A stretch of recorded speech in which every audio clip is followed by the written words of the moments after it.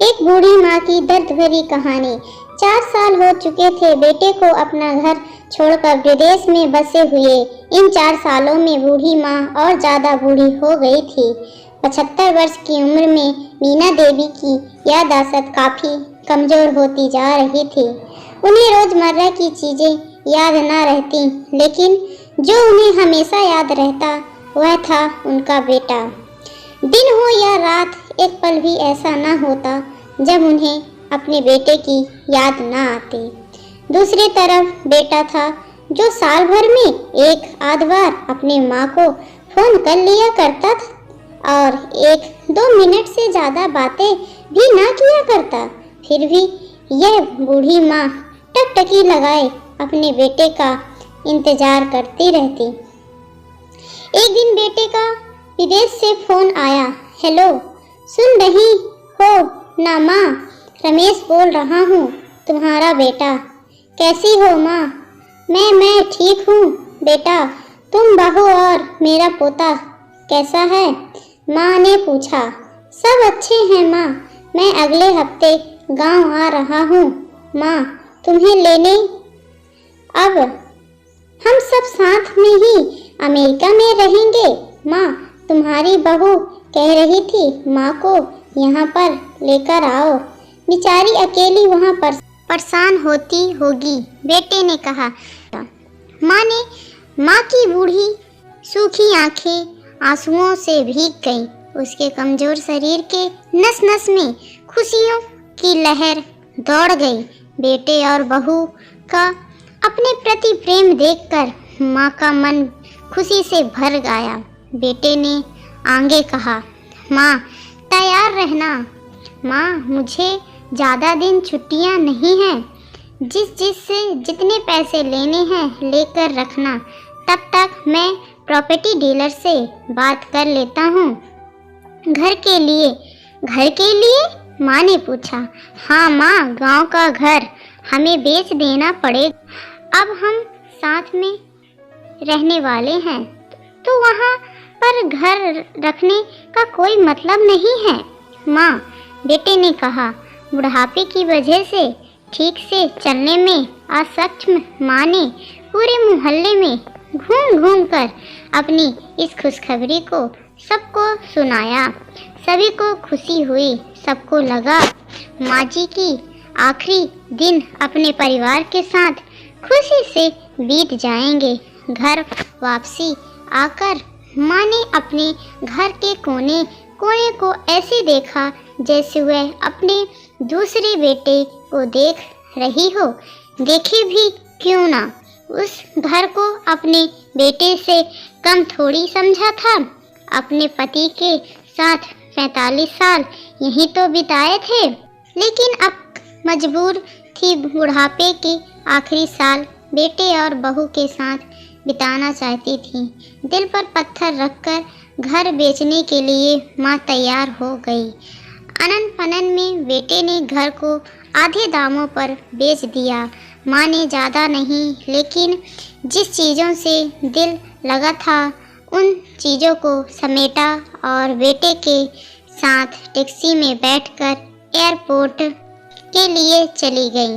Airport पर आकर बेटे ने माँ से कहा, माँ तुम यहाँ बेंच पर बैठो, मैं सामान और बोर्डिंग पास की जांच करा कर आता हूँ।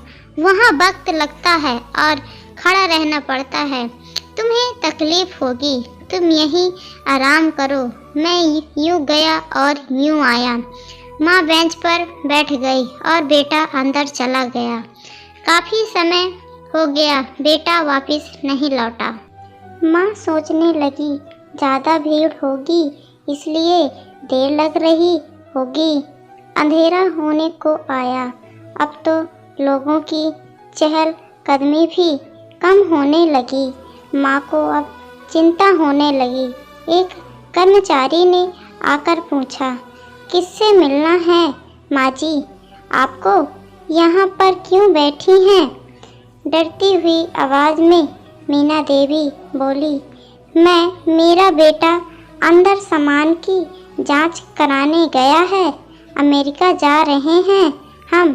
क्या नाम है माँ जी आपके बेटे का? कर्मचारी ने पूछा।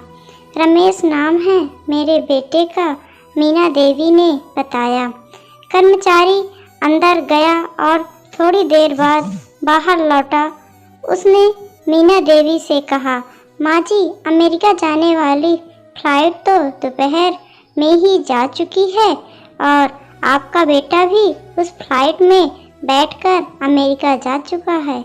अब आपके यहाँ बैठने का कोई मतलब नहीं है, आप भी अपने घर चली जाइए। क्या जा चुका है और मैं घर जाऊँ? घर? माँ की आँखों से आंसुओं के सैलाब उठने लगे। जैसे तैसे माँ घर पहुँची, जो अब उसका था ही नहीं, बिक चुका था। वो वहीं बरामदे में तुलसी के पास सो गई। घर के नए मालिक को उस पर दया आई तो एक कमरा किराए से उसको दे दिया। पेंशन के पैसों से खाना और किराए का बंदोबस्त हो जाता था। दिन बीतने लगे। कुछ दिनों बाद घर के नए मालिक ने मीना देवी से कहा, माँ जी, आप अपने रिश्तेदारों के यहाँ पर जाकर क्यों नहीं रहती हैं? इस उम्र में आपके लिए वही अच्छा होगा।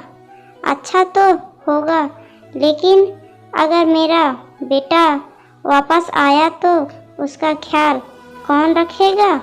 मेरा बेटा बहुत भोला है, उसे अपना ख्याल रखना बिल्कुल नहीं आता। मैं कहीं नहीं जाऊंगी, क्या पता कब उसे मेरी ज़रूरत पड़ जाए, माँ ने कहा।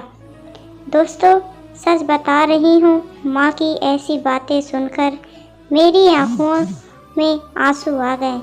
किसी ने सच ही कहा है, बहुत कपूत हो सकता है, लेकिन माता कभी कुमाता नहीं होती। दोस्तों, आप भी सभी से हाथ जोड़कर विनती करती हूँ, अपने माता पिता की जितनी हो सके सेवा करना, उनके साथ कभी बुरा बर्ताव मत करना।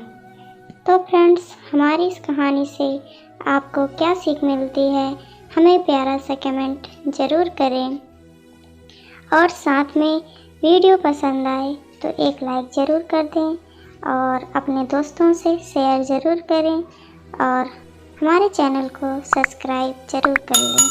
मिलती हूँ नेक्स्ट वीडियो में। Bye bye.